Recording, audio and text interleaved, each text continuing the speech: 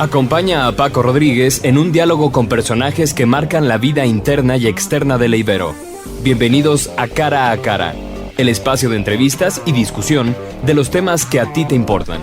¿Qué tal? Bienvenidos a Cara, el programa de entrevistas y discusión de Ibero TRC. Yo soy Paco Rodríguez y me da muchísimo gusto volverlos a saludar en este programa especial donde contamos con la presencia de un invitado de lujo, el maestro Juan Villoro. Maestro, gracias por estar este día con nosotros. Al contrario, muchas gracias a ti por la hospitalidad.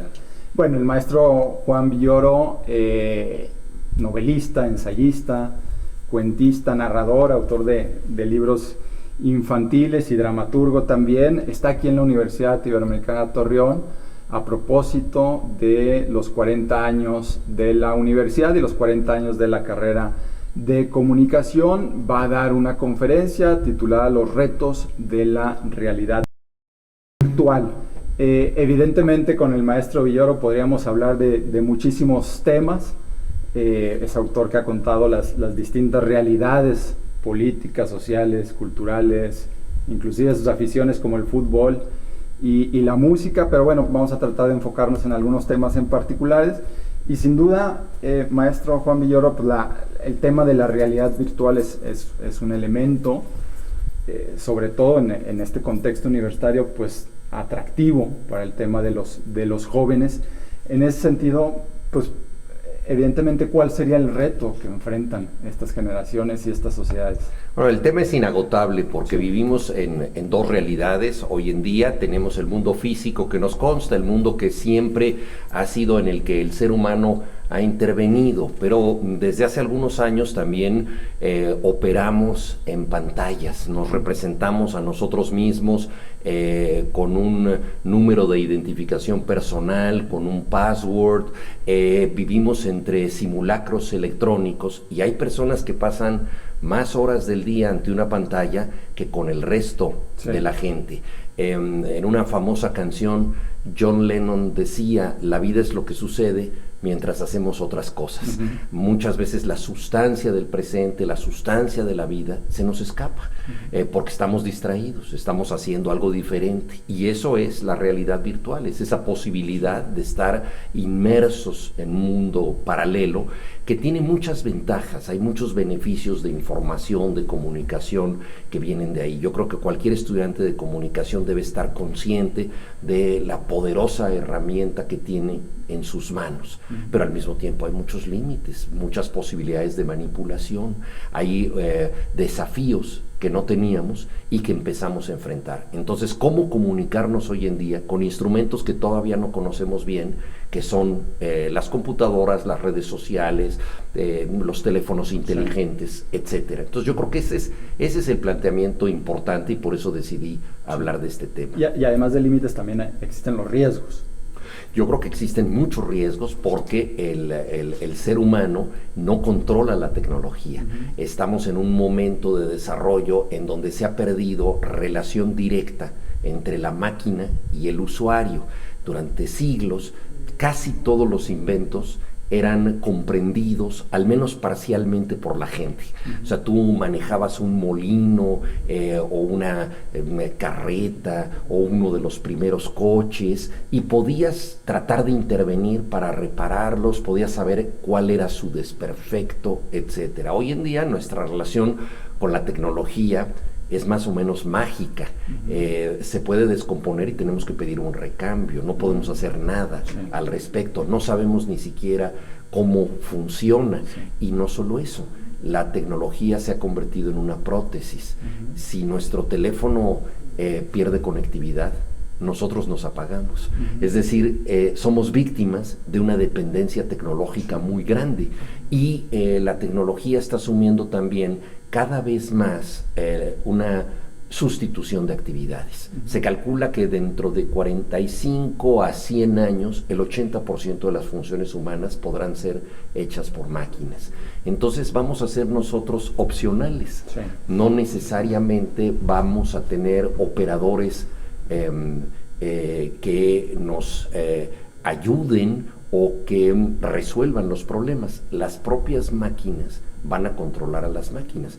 Ya lo estamos viendo nosotros con las respuestas automáticas que recibimos de numerosas empresas, con hoteles donde no hay un solo empleado y donde tú te registras como si estuvieras en un hotel fantasma. Sí. En fin, un mundo en donde la capacidad humana va a ser un pequeño insumo para que trabajen las máquinas. ¿Es este el mundo que queremos?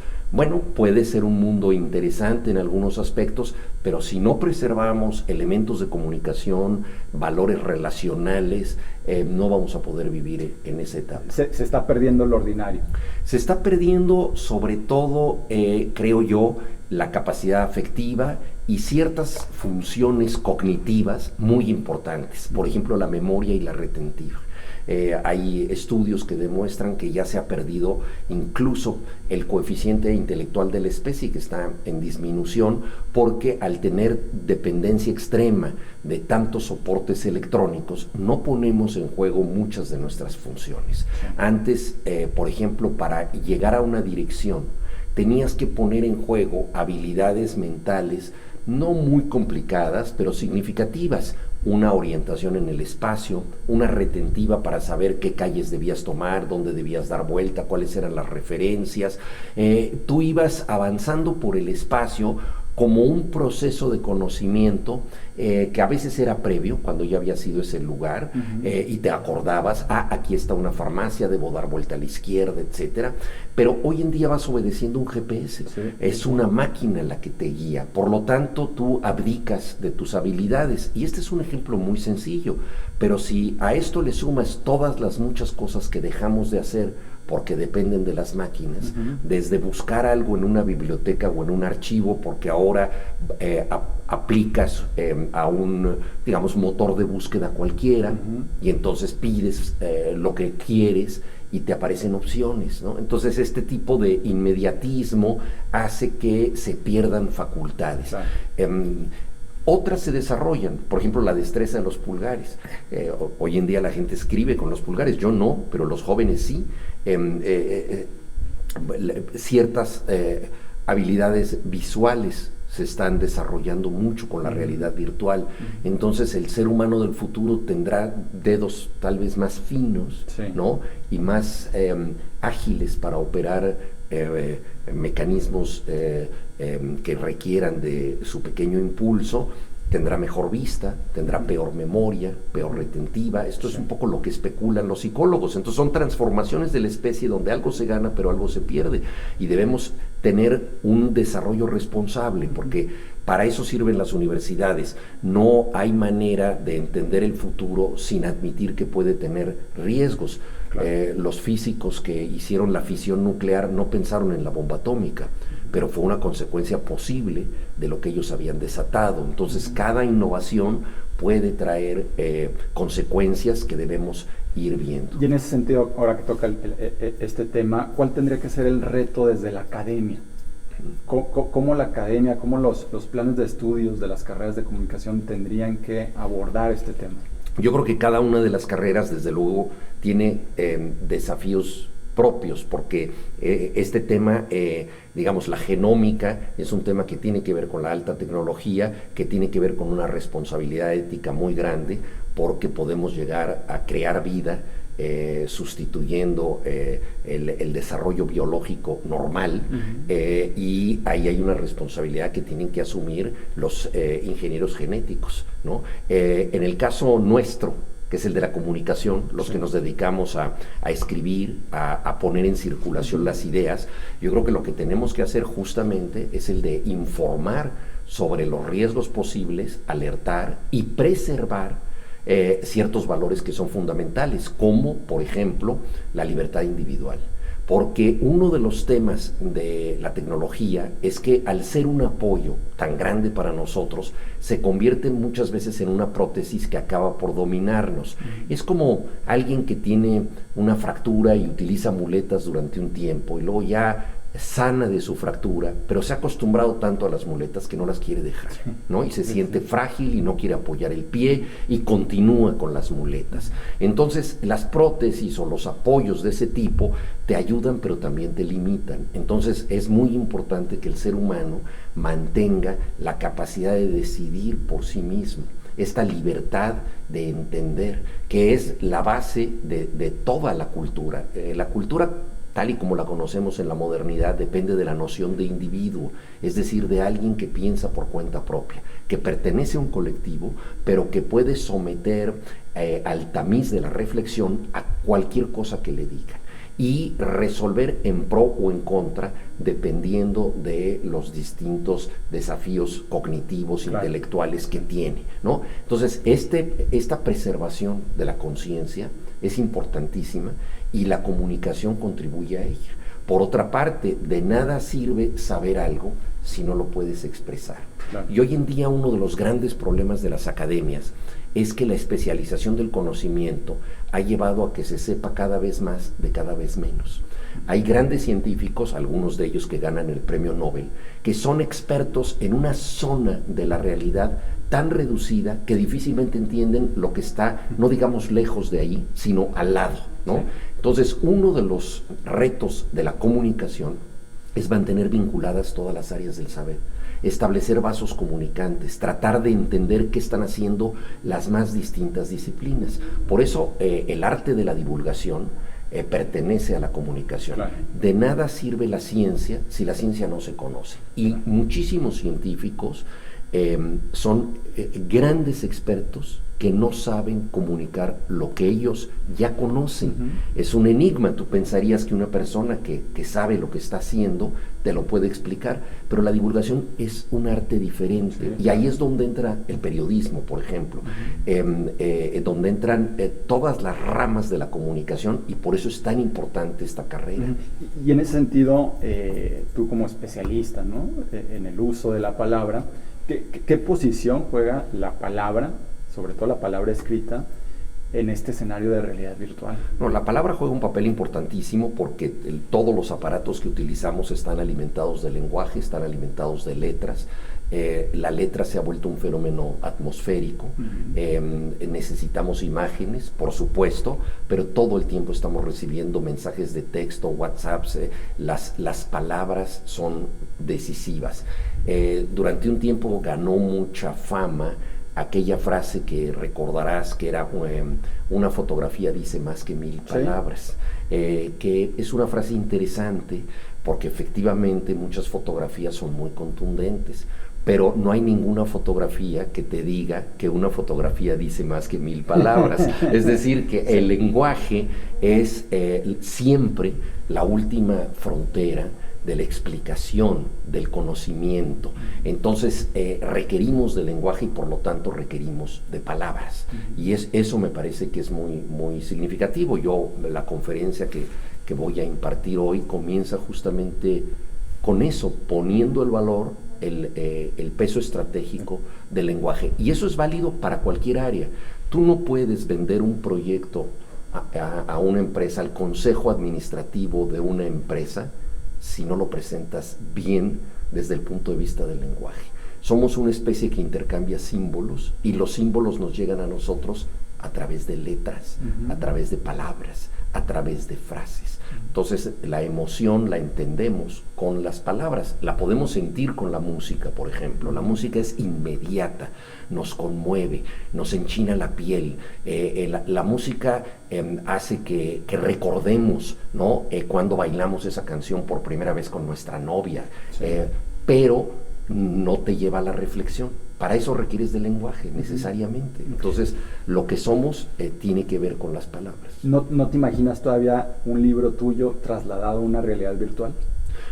Claro que sí, porque de alguna manera yo vivo inmerso en la realidad virtual, ¿no? Hay videojuegos por todas partes, vemos series de televisión en donde muchísimos de los efectos son efectos generados digitalmente. Ahora, por ejemplo, el próximo mundial que se va a cubrir en Qatar no tiene los estudios localizados ahí en la mayoría de los casos de las televisoras. ¿Por qué? Porque las televisoras están simulando y mandando imágenes desde sus propios estudios en otros países, claro, porque hay una realidad virtual que genera toda esa comunicación. La nueva película de Alejandro González Iñárritu, Bardo, es un ejercicio visual muy importante a través de efectos que tienen que ver con la realidad virtual. Sí. Él mismo también hizo un proyecto impresionante, Sangre y Arena, que un proyecto de tercera dimensión donde te ponías unos anteojos y podías sentir de manera inmersiva la experiencia de ser un migrante tratando de cruzar a los Estados Unidos.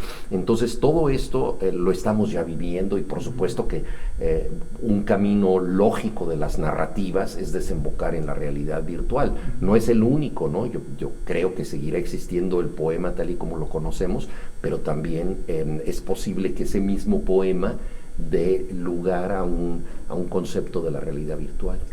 Pero ¿qué riesgos existen de perderse en una segunda realidad?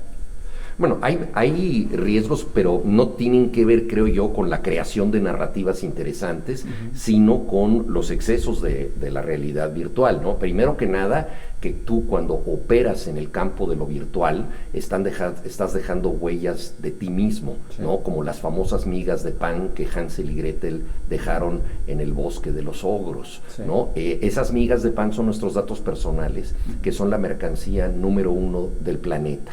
O sea, nosotros nos hemos convertido en productos y esto permite que seamos manipulados todos los días, en cualquier momento.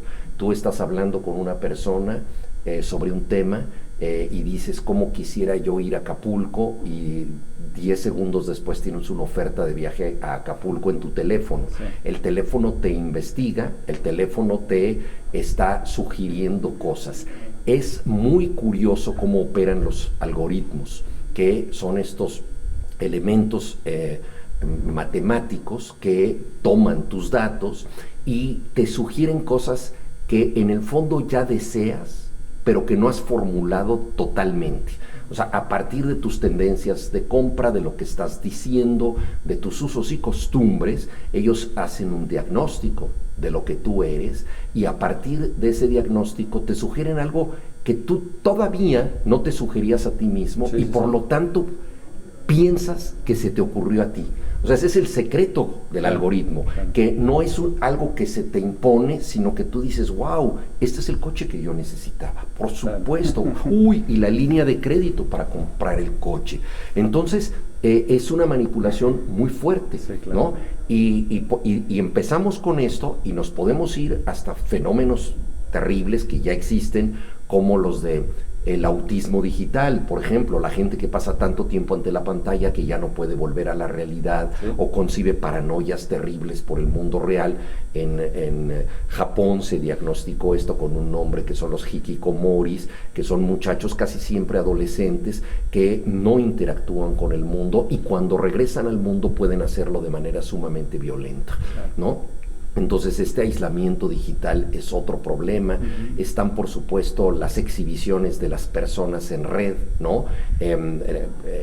Gente que se ha suicidado porque han subido a las redes videos íntimos de estas personas, o situaciones en donde las avergüenzan terriblemente. Entonces hay muchos elementos, ¿no? De la existencia paralela que son terribles. El acoso, por ejemplo, ¿no?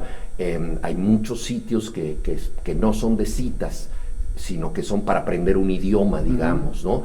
Entras ahí y de inmediato cambia la dinámica y una persona que además no sabe si necesariamente es el atractivo empresario de 24 años que ha puesto su foto en la red, ¿no? O un pervertido de 82 años, claro, sí, que acaba de salir de prisión y empieza a interactuar contigo. O sea, hay muchos riesgos, claro, en esto. Y por supuesto, el terrorismo contemporáneo no habría prosperado sin la realidad virtual. Sí. O sea, la realidad virtual es fuente de muchas actividades, unas lícitas, otras ilícitas. Buena parte del crimen organizado opera gracias a la realidad virtual. Sí. Entonces, todas estas cosas las tenemos nosotros que asumir, y tenemos que criticarlas y saber hasta dónde las redes nos convienen, hasta dónde no.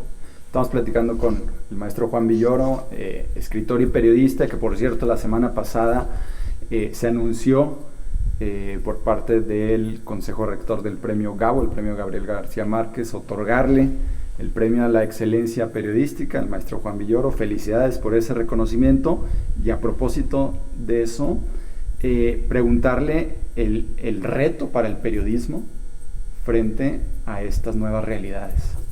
El periodismo tiene que buscar la verdad, ese es su principal cometido, y hoy en día no es fácil encontrar la verdad, porque hemos perdido la relación directa con muchos centros informativos que verificaban muy bien las noticias. Hubo una época en que tú te confiabas en que pues lo que te decía el New York Times o lo que te decía el Frankfurter Allgemeine o el periódico Excelsior eran las cosas reales, ¿no? Y hoy en día vivimos inmersos en una realidad virtual en donde hay sitios con muchos seguidores que informan que la Tierra es plana, que el ser humano nunca llegó a la Luna, que el Holocausto no sucedió, que las vacunas no sirven para nada. Es decir, se propaga una ignorancia de manera muy sofisticada en casos incluso, ¿no? Y llevado por este fenómeno de la posverdad. Exactamente, y entonces la posverdad no es otra cosa que el uso ideológico de la mentira. O sea, es una mentira calculada, ¿no?, para distorsionar la realidad. En 2016, cuando Donald Trump ganó la presidencia, el diccionario Oxford, que cada año escoge una palabra del año, eligió la palabra posverdad. Entonces, todo esto hace que la certeza se haya escapado de nuestras manos. O sea, hay muchas cosas que están circulando en la red y que no necesariamente tenemos nosotros capacidad de verificarlas. Entonces, el periodismo tiene una misión estratégica para buscar la verdad. Y esto es central, esto no puede abdicar el periodismo de la búsqueda de la verdad. Por otra parte, como yo decía antes, el periodismo puede construir narrativas para darle sentido a una realidad arbitraria, caótica, que aparentemente carece de sentido. Entonces, construir narrativas de sentido es algo muy importante. Por otro lado, lo que yo decía antes, hay tantas áreas del saber que están desconectadas y que están tan especializadas que no llegamos a ellas. El periodismo puede divulgar y conectar todas estas áreas del conocimiento. Son muchas las tareas estratégicas que me atrevo a decir que son tareas de supervivencia de la especie. O sea, la especie humana no va a poder sobrevivir si no tiene suficiente información. Claro. Si carece de información, vamos a ir a un mundo de tiranos y de máquinas. Valga la redundancia, porque los tiranos suelen operar como máquinas. Entonces, ahí el periodismo es esencial para que este planeta, que ya está amenazado, ¿no? La ONU ha dicho que si no se revierten las condiciones ecológicas de aquí a 2040, la vida humana como la conocemos no será igual, ¿no? Entonces, en un planeta amenazado, conocer la verdad, conocer la información es algo no solo decisivo, sino de primera necesidad. Sí. Desafortunadamente el tiempo apremia, pero no me quiero despedir sin antes hacerle dos preguntas que me parecen necesarias hacérselas al maestro Juan Villoro. Una de ellas es primero su opinión, su mirada de la situación político-social que vive actualmente el país, ¿no? Una polarización tremenda que estamos viviendo. Sí. Yo me quedaría con justo esta palabra polarización. Es un tema muy complejo que no podemos abordar así en un segundo, pero creo que justamente una de las labores del periodismo es entender que la realidad nunca está en el negro y en el blanco, sino en los grises. Las redes sociales, este es otro de los problemas, nos han dado una conducta binaria muy fuerte, porque es muy fácil en las redes dar un like o asociarte a un linchamiento, es decir, estar a favor o en contra, pero sin que haya nada en medio. Y justamente el periodismo tiene que ver los matices, las contradicciones, las cosas que están de un lado o del otro, las razones diferentes. A la ética del periodismo le corresponde entender que son los demás los que tienen razón. El periodista no puede llegar al mundo a explicar el mundo. Tiene que entender el mundo para explicárselo a los demás. Las causas, las razones están en los demás. Es una lección ética continua el periodismo. Y desgraciadamente en este país, desde el presidente que niega lo que opinan sus adversarios y que exhibe a editorialistas, periódicos, etcétera, en una función que creo que no le corresponde, porque él debería simplemente gobernar y estar más allá de eso, decir lo que quiera, pero no condenar a los demás, desde el presidente hasta los más diversos medios que repiten reiteradamente propaganda que quieren hacer creer que es información, propaganda en un sentido o en otro, pues estamos en una situación muy lamentable. Hay que decir que esto no fue inventado por este gobierno ni por esta realidad. Hay numerosos antecedentes de polarización tanto en el mundo como en México, ¿no? Entonces, este es el resultado de una tendencia que me atrevo a decir que es internacional, porque está pasando en Italia, la Italia de Salvini, está pasando en Brasil, pasó terriblemente con Bolsonaro, qué decir de Estados Unidos con Donald Trump, ¿no? Sí. Bien, la segunda pregunta ya para concluir, ya me están apresurando un poco. El maestro obviamente es aficionado al fútbol y en unas semanas más pues se viene ese masoquismo llamado selección mexicana. ¿Cómo ve la situación? ¿Qué espera para el próximo mundial? Bueno, respecto a México es una situación complicada, bastante triste, ya lo dijiste tú, es una selección mediana, no es una selección muy mala, tampoco es una selección que haya destacado mucho. Podemos decir que en la era del Tata Martino la selección nacional ha podido absolver satisfactoriamente todos los exámenes de preparatoria, pero no los de doctorado, y el mundial es un examen de doctorado.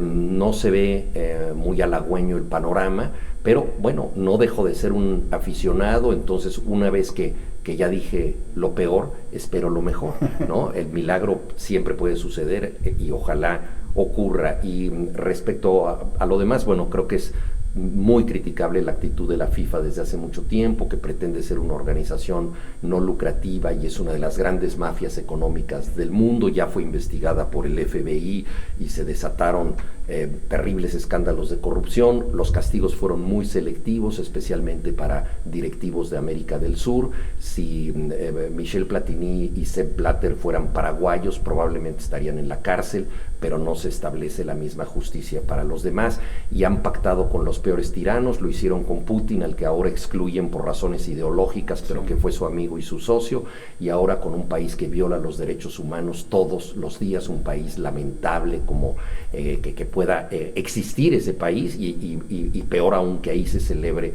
la fiesta del fútbol. Todo eso es muy, muy desagradable. La danza de los millones ha pervertido terriblemente el juego, pero dicho esto, pues ahí están los pases de Kevin De Bruyne, las descolgadas de Foden, la magia de Lionel Messi, las paradas de Courtois, y eso es extraordinario. ¿A quién ves favorito? Yo creo que el favorito para mí es Francia, y de América Latina esperemos que Argentina pueda llegar. Lleva 3 años invicta, está jugando muy bien. Y si solo se jugara en el campo ofensivo de Argentina, probablemente sería campeona. Pero su cuadro bajo no es tan bueno como su cuadro alto, ya veremos, pero yo creo que es el candidato de América. Sí. Pues encantado de haber tenido al maestro Juan Villoro en el marco de los 40 años de la Universidad Iberoamericana y los 40 años de la carrera de comunicación. Maestro Juan Villoro, muchas gracias. Al contrario, muchas gracias a ti. Gracias también a Beto Rubio en la producción. Yo soy Paco Rodríguez, esto fue Cara a Cara. Esto ha sido todo por el día de hoy. Nos vemos cara a cara en la próxima emisión.